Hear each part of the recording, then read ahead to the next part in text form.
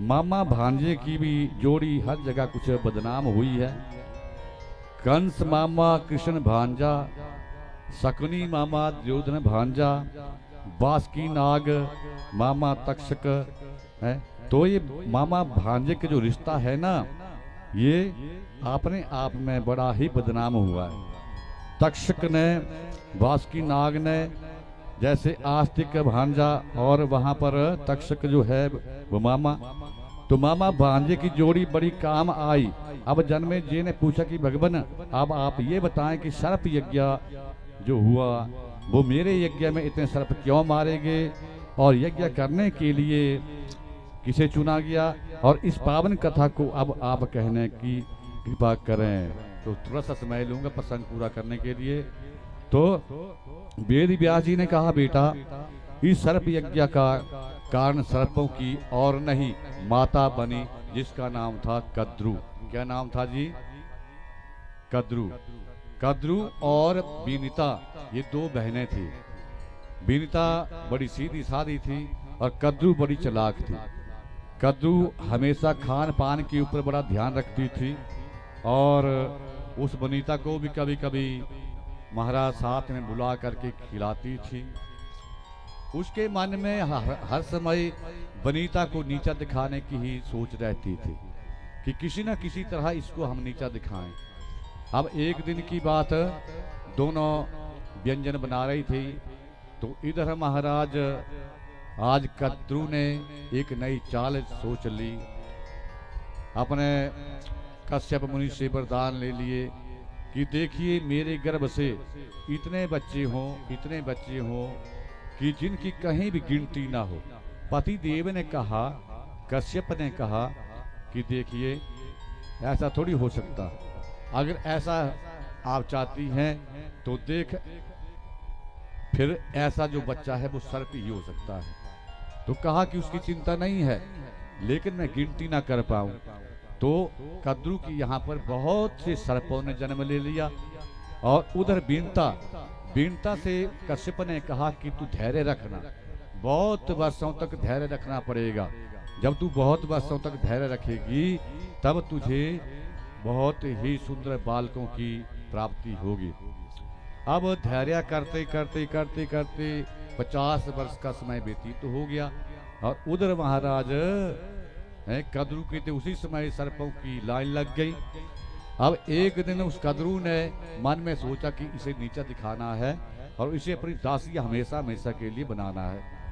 तो सज्जनों अब क्या किया कि बिनता से पूछा कि कल जो सूर्य निकलेंगे या सूर्य उदय होते हैं तो जो सूर्य के 7 घोड़े हैं उनकी पूंछ का रंग कैसा है।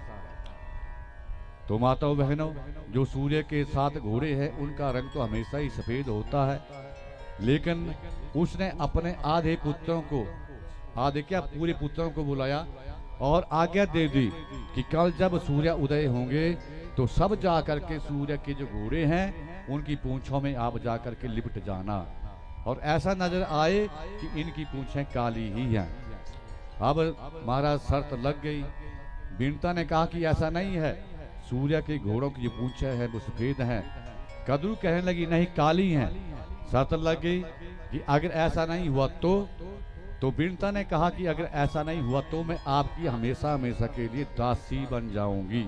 और वही कद्रु चाहती थी कि ये हमेशा हमेशा मेरी गुलामी करे। अब महाराज जैसे बेटों को आदेश दिया तो बेटों को आदेश देने के बाद आधे सर्प जो थे वो तो मान गए, लेकिन आधे सर्पों ने मना कर दिया कि माता आप गलत कर रही हैं। देखिए एक परिवार है और एक परिवार में ये काम नहीं करना चाहिए। एक परिवार में जो ऐसा काम करता है तो महाराज उसको बड़ा पाप लगता है। बोली बांके बिहारी लाल की। तो ये कथा कहती है कि अगर कोई धर्म कर्म ना करे, अधर्म का रास्ता बताए, किसी को महाराज पीड़ा देने का रास्ता बताए तो उसको छोड़ देना चाहिए। हमारे शास्त्र भी कहते हैं तयो पिता प्रहलाद, प्रहलाद ने अपना पिता त्याग दिया था। क्यों? क्योंकि वो भगवान की भक्ति करने नहीं देता था। और महाराज अब एक प्रसंग और आता है कि शुक्राचार्य के जो शिक्षक थे बलि, उन्होंने भी त्याग कर दिया था। भगवान सामने खड़े हैं, दान मांग रहे हैं 3 कदम का, और शुक्राचार्य मना कर रहे हैं कि ऐसा मत करना, इन्हें दान मत देना। तो उन्होंने अपने गुरु का ही त्याग कर दिया था। और उधर भरत ने महाराज अपने भाई की चक्कर में, जैसे ही वनवास राम को हो गया था, तो भरत ने अपनी माता को ही त्याग दिया था कि माँ हम आपका काम नहीं कर सकते। आदि सर्पों ने कहा कि ऐसा नहीं करना चाहिए, काम करना गलत है।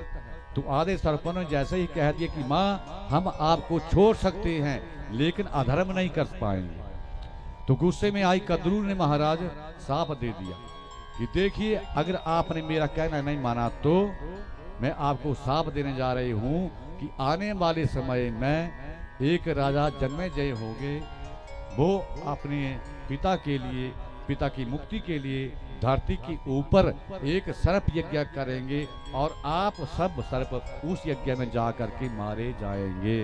दे दिया साहब। और जो आधे सर्प बचे उन्होंने माता का कहना माना और जा करके मारा। सूर्य के जो घोड़े थे उनकी पूंछों में जा करके लिपट गए, और जैसे लिपटे दूसरे दिन सूरज निकले। और जैसे कद्रू ने बिनता से पूछा, बिनता बता अब इन घोड़ों की पूंछ कैसी है?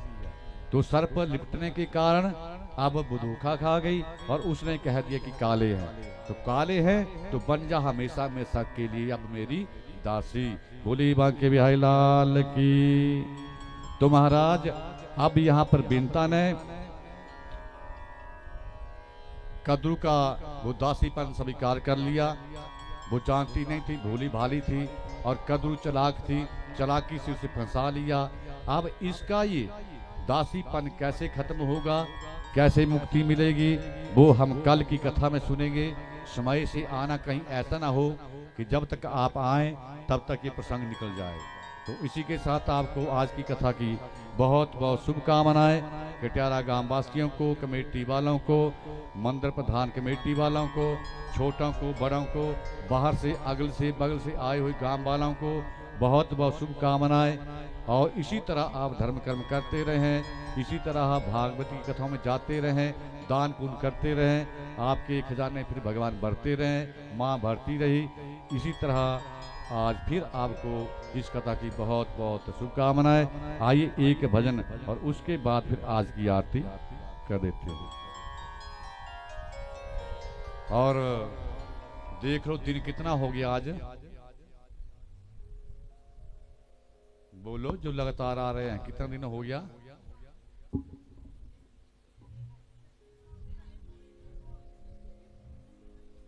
हाँ जी, 6ठा हो गया ना।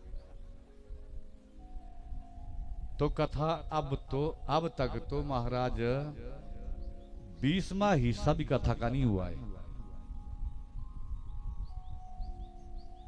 दिन 6ठा, 2 दिन में कहां तक पहुंच जाएंगे, है ना। तो कुछ पुराण जो होते हैं ये तभी 9 दिन के लिए रखे जाते हैं, कुछ 11 दिन के भी होते हैं, क्योंकि बीओ 400 करना हो तो फिर तो कब का हो जाता। लेकिन आप लगातार हमें बुला रहे हैं तो हमें पता है कि हमने पुराण कहाँ छोड़ा है और कहाँ से फिर अगली बार शुरू करना है। कथा के बीच में रम जाए ना तो 2-3 प्रसंग के लिए अगर बरीकी से कहे तो 4 घंटे बहुत कम होते हैं। अभी भी मेरा मन नहीं उतने को कर रहा है, लेकिन परसों आपने एक दूसरे को फोन कर दिए थे 20 मिनट के लिए, है तो अब मैं 4 बजे से आगे कोशिश नहीं कर रहा हूँ। नहीं तो हमें तो 5 बजे भी कम है महाराज, जब आसन लग जाता है तो माँ चरण में जुट जाते हैं। तो अगली बार देख लेना कौन सा पुराण सुनना। अभी तो इस पुराण का 20वां हिस्सा भी मैं कहूँगा परसों तक भी नहीं होगा। बोले बांके बिहारी लाल की।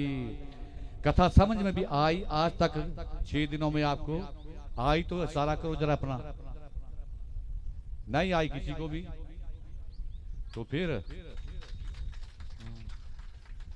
इससे हमें भी खुशी मिलती है कि इतना कठिन पुराण समझाने में आपको समझ आ रहा है, तो हम भी सौभाग्यशाली हैं। बोलिए।